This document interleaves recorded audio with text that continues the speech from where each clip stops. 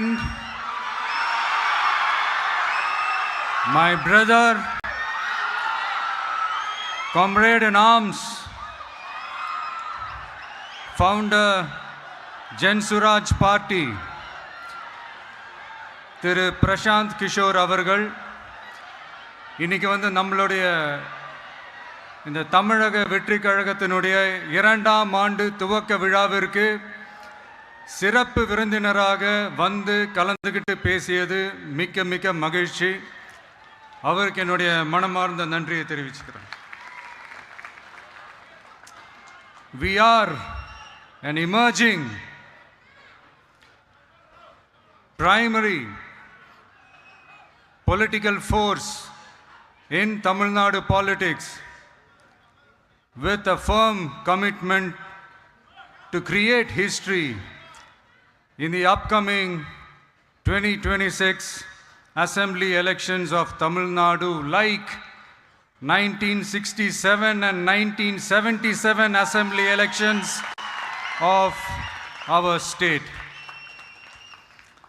Without compromising our party's ideological principles at any cost, I am here to collaborate and work with you towards upholding the secular and democratic ideals in TN and beyond. என் நெஞ்சில் குடியிருக்கும்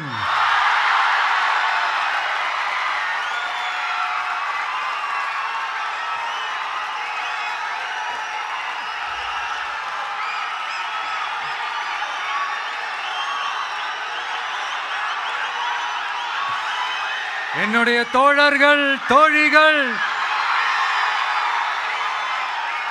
எல்லாருக்கும் என்னுடைய வணக்கம். வணக்கம் வணக்கம்.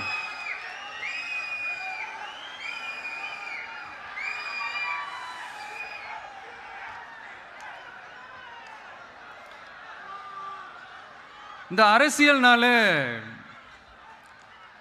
வேற level தான்ல.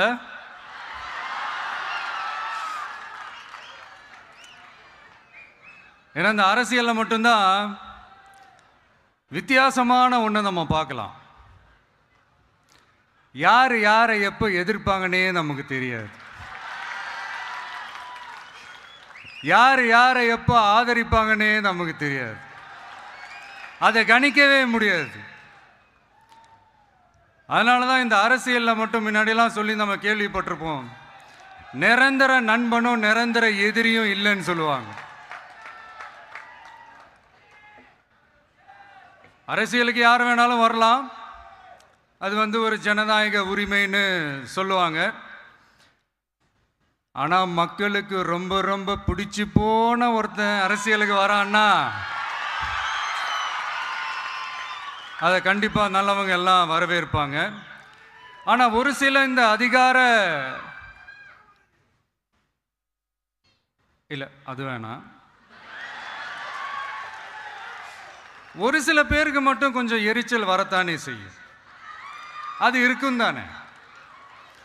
என்னடா இவன் திடீர்னு ஒருத்தன் என்ட்ரி கொடுத்துட்டானே, இது வரைக்கும் நாம சொன்ன பொய்யெல்லாம் நம்பிக்கிட்டு மக்கள் நமக்கு ஓட்டு போட்டுக்கிட்டு இருந்தாங்களே, ஆனா இப்ப இவன் சொல்றதெல்லாம் பார்த்தா மக்கள் மனசுக்கு ரொம்ப நெருக்கமா வேற இருக்குது. அதுவே நமக்கு ஒரு பெரிய நெருக்கடியாகவும் இருக்குது. இவனை என்ன பண்ணலாம், என்ன செய்யலாம், எப்படி இவனை இது பண்ணலாம், க்ளோஸ் பண்ணலாம்.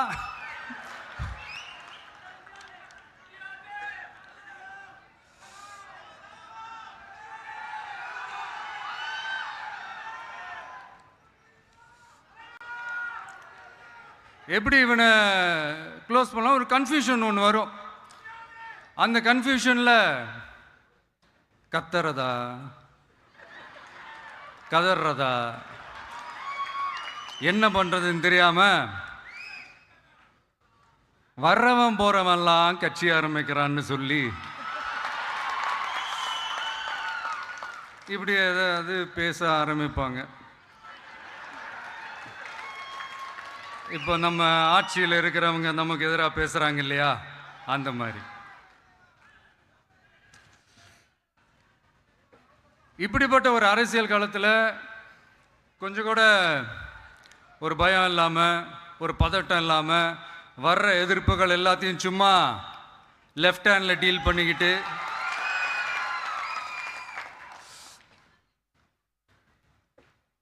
இதோ நம்மளுடைய தமிழக வெற்றி கழகம் முதலாவது ஆண்டை கடந்து இப்போ 2வது ஆண்டில் அடி எடுத்து வைக்கிறோம். இந்த ஒரு காலகட்டம் தான் மிக முக்கியமான ஒரு காலகட்டம். ஏன்னா ஒரு அரசியல் கட்சிக்கு ஒரு பெரிய பலமே அந்த கட்சியினுடைய கட்டமைப்பு தான். அதுதான் அந்த கட்சியினுடைய ஒரு வேறு மாதிரி, ஒரு அடிப்படை பலமே அதுதான். ஒரு ஆலமரம் மாதிரி ஒரு கட்சி ஒன்று வளரணும்னா அதுக்கான அந்த வேர்களும் விழுதுகளும் ஸ்ட்ராங்காக இருக்கணும் இல்லையா? அப்படி தான் நம்மளுடைய இந்த அமைப்பை பலப்படுத்துகிற ஒரு வேலையை தான் இப்போ நம்ம செஞ்சுக்கிட்டு இருக்கிறோம். தமிழ்நாடு முழுக்க மாவட்ட நிர்வாகிகள் எல்லாரையும் தேர்ந்தெடுத்து அறிவிச்சிட்ருக்கிறோம். இந்த நேரத்தில் நம்ம மேலே ஒரு கம்ப்ளைண்ட், அது என்னென்னா, அதுதான் எனக்கும் புரியல.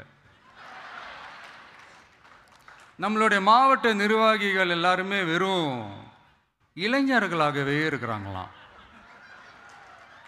ஏன் இருந்தா என்ன?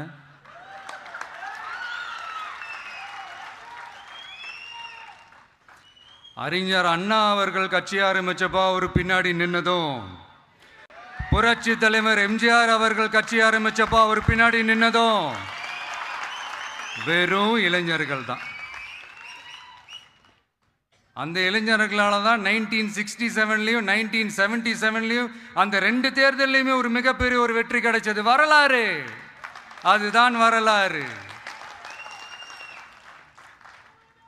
இப்போ அதே மாதிரி நம்ம மேலே இன்னொரு கம்ப்ளைண்ட், அது என்னன்னா, நம்மளுடைய கட்சி நிர்வாகிகள் எல்லாருமே சாதாரண குடும்பத்திலிருந்து வந்தவங்களாம்.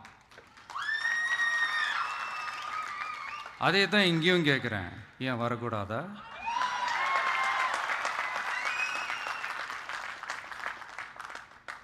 சாதாரண குடும்பத்திலேருந்து வந்தவங்க தான் பெருசு பெருசாக சாதிச்சிருக்கிறாங்க. இன்னும் சொல்ல போனா நம்மளுடைய கட்சி எளிய மக்களுக்கான கட்சி தானே. அப்படி இருக்கும்போது நம்மளுடைய கட்சி நிர்வாகிகளும் எளிய குடும்பத்தை சேர்ந்தவங்களா தான் இருப்பாங்க. நம்மளுடைய கட்சி ஒன்றும் பண்ணையாறுகளுக்கான கட்சி கிடையாதுல்ல.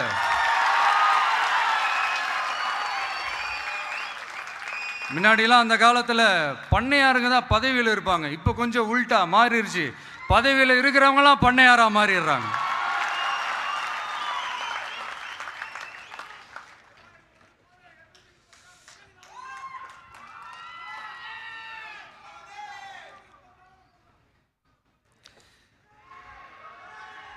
மக்களுடைய நலனை பற்றியோ, நாட்டோட நலனை பற்றியோ, வளர்ச்சிகளை பற்றியோ எதை பற்றியும் கவலைப்படாமல் பணம் பணம் பணம், எந்தெந்த வழிகளில் எந்தெந்த ரூட்லலாம். இப்படிப்பட்ட இந்த மைண்ட் செட் உள்ள இந்த பண்ணையார்களை அரசியலை விட்டே அகற்றுவது தான் நம்மளுடைய முதல் வேலை.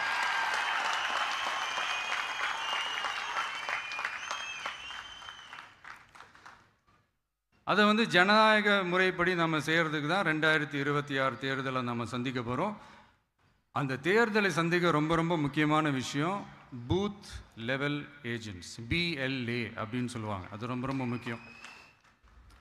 ஏன்னா நீங்கள் பார்த்தீங்கன்னா தமிழ்நாட்டில் அந்த பெரிய பெரிய கட்சிகளுக்கு தான் அந்த BLAலாம் ரொம்ப ஸ்ட்ராங்காக இருக்கும்னு சொல்லுவாங்க. ஒரு அப்ராக்சிமேட்டாக ஒரு 69,000 பூத்ஸ் இருக்குது. அது எல்லாத்துக்குமே பூத் ஏஜென்ட்ஸாக நம்மளுடைய கட்சி தோழர்களை தான் நியமிக்க போகிறோம். கூடிய சீக்கிரமே பூத் கமிட்டி மாநாடுன்னு ஒன்று நடத்த போகிறோம். அன்னைக்கு தெரியும் தமிழக வெற்றி கழகம் எந்த ஒரு பெரிய கட்சிக்கும் கொஞ்சம் கூட சளைச்சதில்லைன்னு. அன்னைக்கு தெரியும் தமிழக வெற்றி கழகம் தமிழ்நாட்டில் முதல் சக்தியா, முதன்மை சக்தியா, பவர்ஃபுல்லாக இருக்குதுன்னு அன்னைக்கு ப்ரூவ் ஆகும். இப்போ புதுசாக ஒரு பிரச்சனை ஒன்று கிளப்பி விட்டுட்டு இருக்கிறாங்க, மும்மொழி கொள்கை.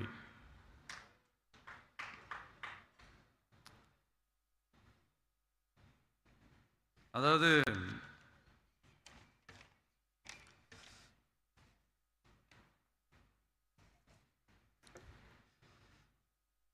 இதை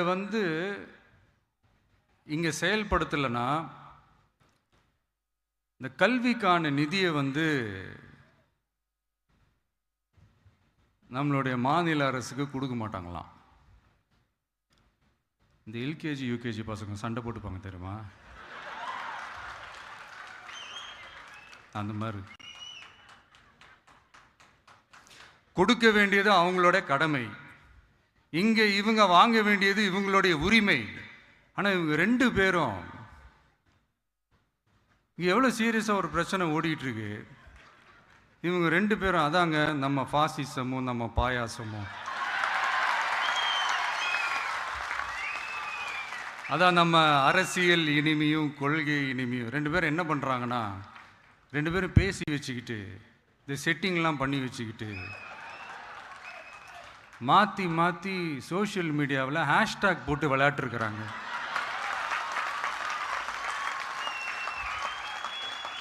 இங்கே என்ன நடந்துக்கிட்டு இருக்கு, அதாவது இவங்க 2 பேரும் அடிச்சுக்கிற மாதிரி அடிச்சுப்பாங்களாம். அதை நாங்கள் நம்பணுமா, மக்கள் நம்பணுமா? What bro, it's very wrong bro.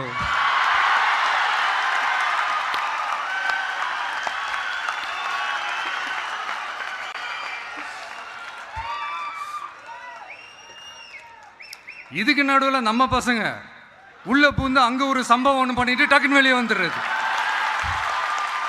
TV K for TN அப்படின்னு சொல்லி. யார் சார் நீங்களா, எங்க சார் இருக்கிறீங்க? ஸ்லீப்பர் செல்ஸ் மாதிரி.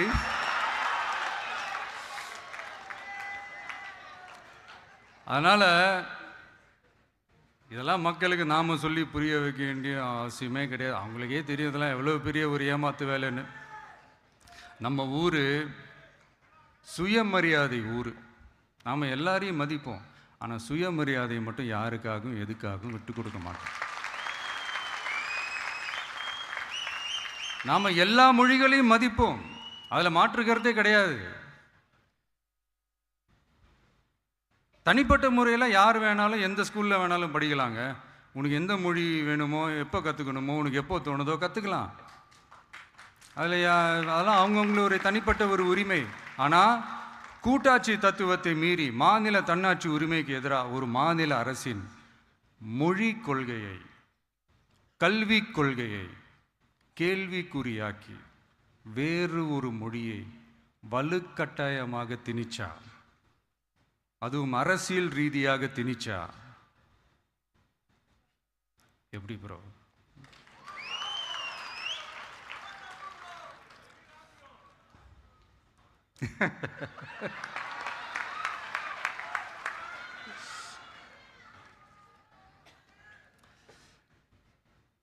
அதனால் நம்மளுடைய தமிழக வெற்றி கழகம் சார்பாக நாமளும் இந்த பொய் பிரச்சாரங்களை எல்லாம் புறம் தள்ளிவிட்டு இதை நாங்கள் உறுதியாக எதிர்ப்போம்.